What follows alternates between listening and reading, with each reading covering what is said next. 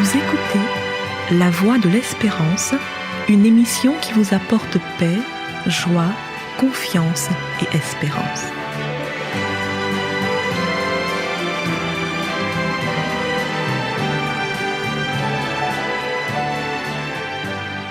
Bonjour la Guyane et bonjour à tous depuis la Guyane. Avec l'arrivée du mois de novembre, on commence à entendre la fameuse ritournelle « L'année est bientôt finie, le temps passe vite ». Certains disent même qu'il semble que le temps passe de plus en plus vite. Est-ce une impression ou une réalité?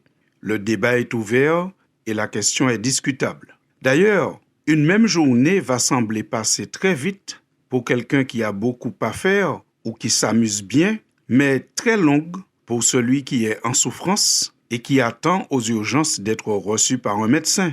C'est pourtant le même temps, mais la condition étant différente, l'impression change. Une chose est certaine, c'est que nous n'avons pas la maîtrise du temps. Nous ne pouvons ni l'arrêter, ni l'accélérer. Nous pouvons juste faire ce que nous avons à faire d'important en temps et en heure, en évitant de remettre au lendemain, d'ajourner, de temporiser, car personne ne sait ce qui arrivera demain, ni comment il sera demain. Dans la liste des choses importantes qu'il ne faudrait pas procrastiner, c'est-à-dire renvoyer à plus tard, il y a la bienfaisance, c'est-à-dire le fait de venir en aide à ceux qui ont divers problèmes et qui en souffrent.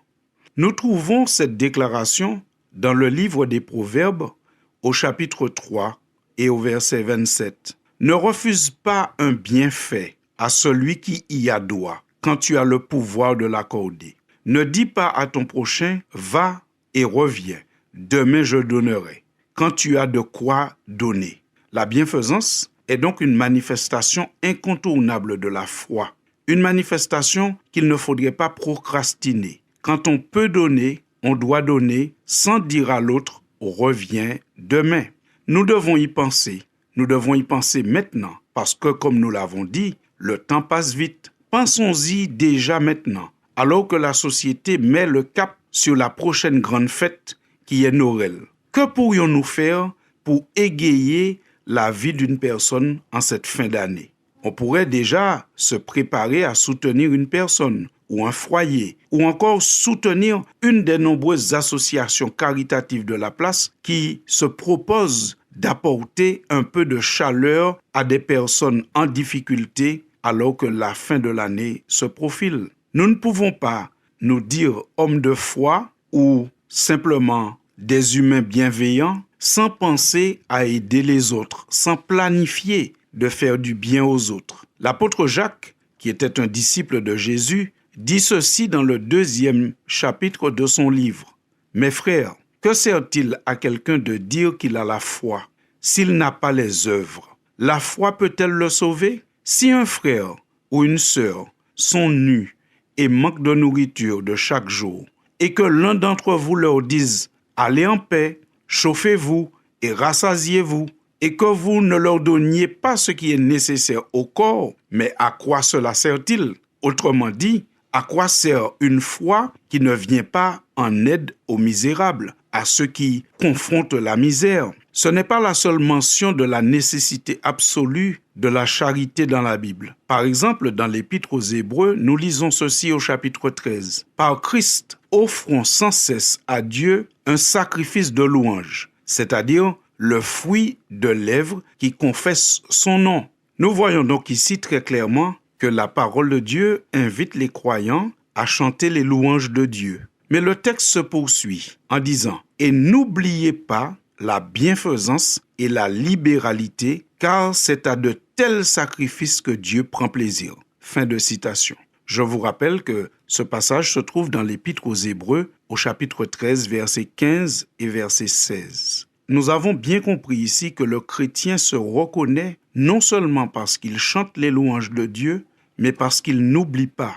la bienfaisance et la libéralité. L'apôtre Paul, lui aussi, a rajouté combien il est nécessaire d'être dans la pratique de la bienfaisance. Dans sa 2e lettre aux Corinthiens au chapitre 8, Il dit, de même que vous excellez en toutes choses, en foi, en parole, en connaissance, en zèle, à tous égards, et dans votre amour pour nous, faites en sorte d'exceller aussi dans cette œuvre de bienfaisance. Fin de citation. Cette parole est claire. Il est dit à chaque chrétien de ne pas exceller seulement en parole, mais d'exceller aussi dans l'œuvre de bienfaisance. Tout ce que les apôtres disaient se trouve en droite ligne de l'action du Christ. Le Christ qui lui-même, nous dit la Bible, était ému de compassion quand il se trouvait face à une foule qui était dans le besoin et qui n'avait pas mangé. Le Christ qui se mobilisait pour donner à manger à ceux qui ont faim, mais pas seulement à manger une parole de vie, mais une nourriture concrète et une nourriture pour le corps. Retrouvons cela dans Matthieu chapitre 15 à partir du verset 32.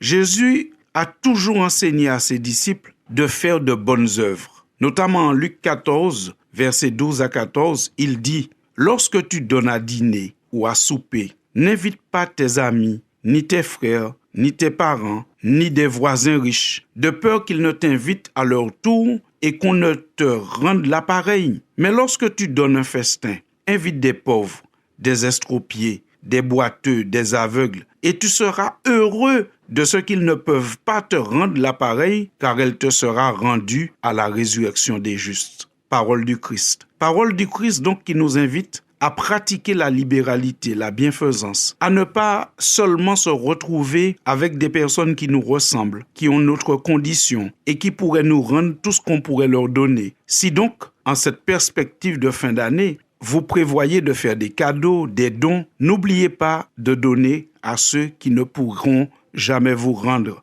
ce que vous leur donnez. Il est vrai que la bienfaisance ouvre parfois les cœurs des bénéficiaires, de telle sorte que certaines personnes sont mieux disposées à écouter et à accepter l'évangile que le Christ prônait. Mais ce n'est pas là la raison pour laquelle Jésus faisait le bien. Jésus faisait du bien aux hommes tout simplement parce qu'il est amour, parce qu'il est rempli de compassion et parce qu'il se soucie des hommes et de tous leurs problèmes. Cela fait partie de son caractère et chacun devrait être motivé par le même amour que Christ, c'est-à-dire faire le bien sans rien attendre en retour, faire le bien tout simplement parce qu'on a envie de prendre part à la souffrance des autres et d'alléger leur fardeau.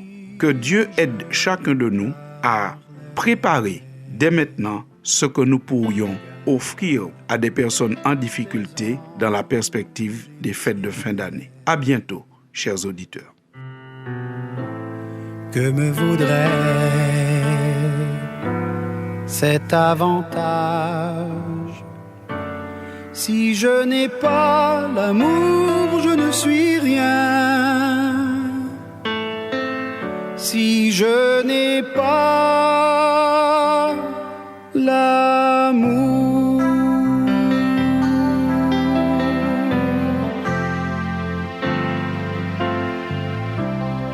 quand tout secret me serait révélé, quand j'atteindrais le savoir, le génie, quand par pitié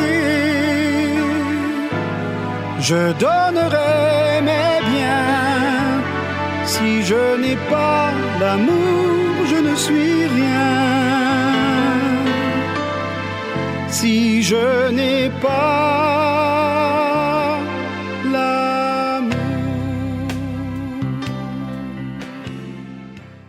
C'était La Voix de l'Espérance, une émission préparée par l'Église adventiste du 7e jour.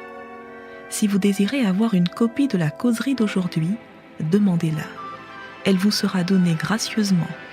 Écrivez à La Voix de l'Espérance, boîte postale 169 97 324, Cayenne, CEDEX, ou téléphonez au 0594 25 64 26.